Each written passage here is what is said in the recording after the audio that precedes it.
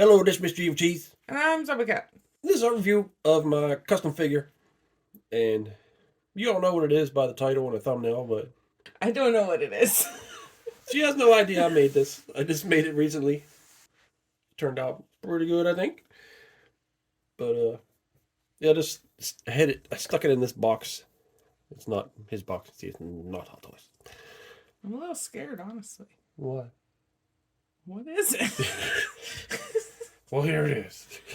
Why is it a secret? That seems fishy. That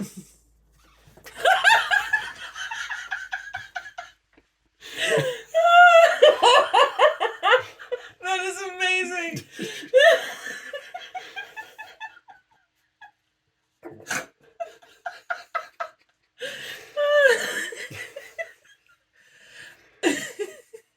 Is that why you're painting all them hands white? Yeah. Okay. I knew you'd seen that when I was painting those hands, but I knew you have no idea what they are. No, I didn't even ask. In the off chance you would ask what they were for, I'd probably just say it was the Joker or something. So, that's Chairface Chippendale. He is from the animated The Tick series.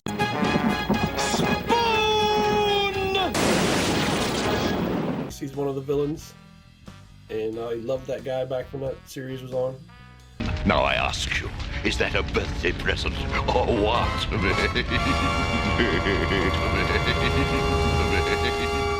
One day I just had the idea of making him, because I thought about making a 6-inch figure a long time ago, and then I thought, I wonder if I can make a 6 skull, and I was thinking, I don't think that would be that hard to do. And so I just did it. Didn't tell Zombie Cat. Actually, now that I'm looking at them, I did see those shoes one night on the crafting table. Once again, I had to say they're Joker shoes. I wondered what they were for and then completely forgot about it 5 minutes later. But yeah, I made sure to work on the chair part when you weren't home. He's amazing. I love him. But I don't believe it's ever explained why he has a chair for a head. He can talk. He has no mouth, no eyeballs, but he can still see. He can talk. He even holds a phone up to his chair and starts talking into it. It's never explained, but I like it that way. And that's pretty much what he looks like. He does show expression by this part of his head. It'll like go down to like a V shape when he's angry. And then I thought about making this part pop out, but I decided not to just because I wanted that. This is a wire inside of there going all the way down in. So I didn't want to make that weaker. And I'm fine with it just being like this. I think it's fantastic. It's spot on.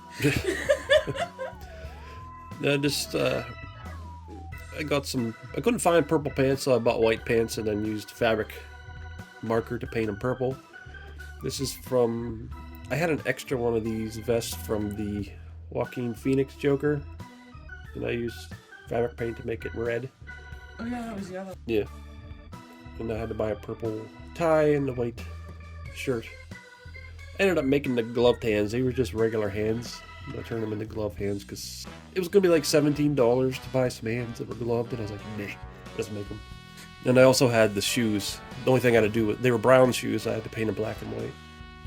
And of course made the base. And I put the moon on there. Then the main episode that I remember, his big evil plan was to take a laser and write Chairface on the moon. And the tick stopped him before he finished. Oh, no? Where's the rest of my A? I'm trying, but there's a malfunction of some sort. But they kept it in canon for later episodes. You'd see the moon in the background and it said Cha on it. And my favorite part was, if he wrote his whole name, he wouldn't even be able to see it all because he wrote it too big. Yeah. But, yeah, other things happen to the moon later on. It gets a... You get a bite taken out of it? Yeah, there's... At some point, someone tries to fix the moon, and they try to get rid of the C, so that for after that, it just says, And then after that, this Galactus parody character takes a bite out of it. I put the wire down through... It's kind of hard to explain, but I put it down through one of the neck joints that would go inside of a head. So he actually has an articulated head. You can move around. So that's pretty cool. Something I really wish I would have been able to do is make this like wire, and he can make his angry eyebrows, but that would be hard to do because then what would happen with this piece in the middle? Yeah. But I'm fine with this how it is. I got him some different hands. He's got like this sort of, it's supposed to be a trigger hand, but I figured it'd be more like a pointing hand for him, and just a relaxed hand.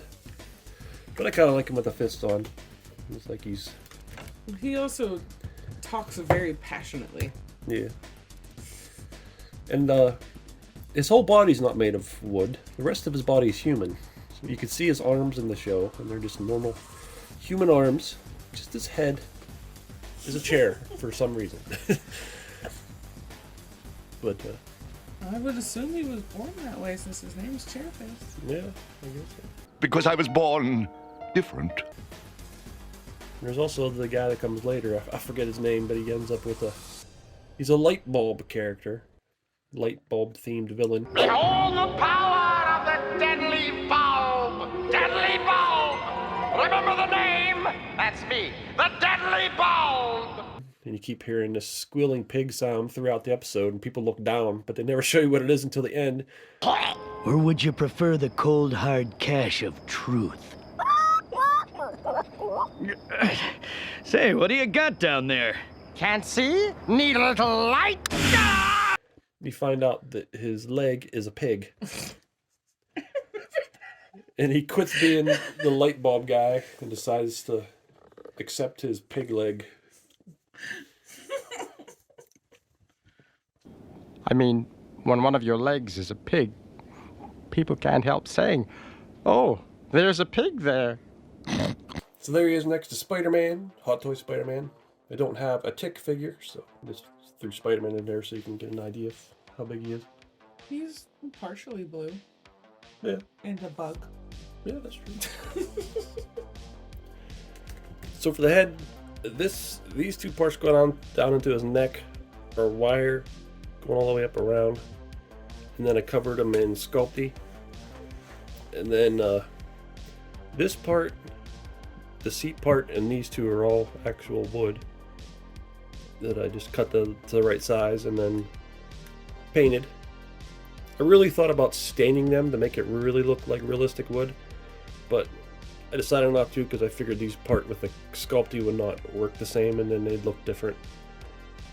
So I just painted it all with the same paint. It looks good just how it is. That makes it somewhat cartoony too, I guess. Mm-hmm. And then I don't really want to take his neck piece out, but I just drilled holes down through the rubbery neck piece that attaches to the what do you call it, socket.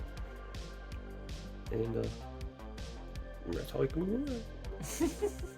Seems to be pretty sturdy.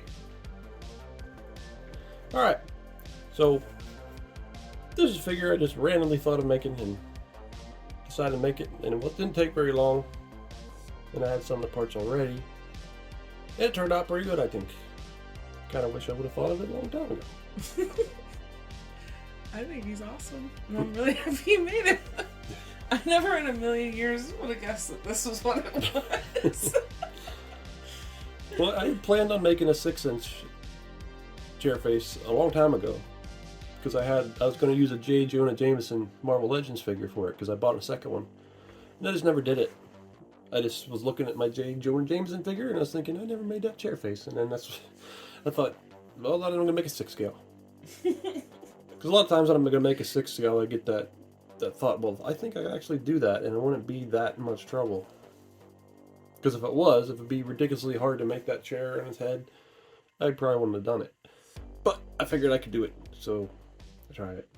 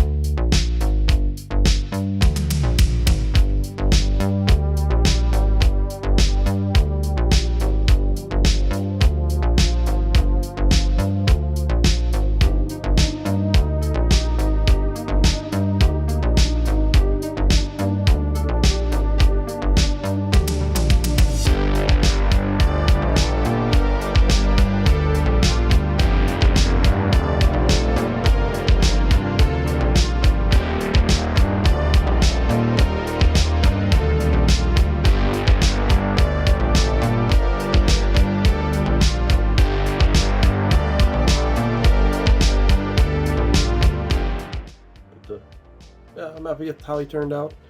I kind of wish he had a big backdrop that said, had the Cha Moon on it, but I didn't make that just because I figured I'd have no place to put it.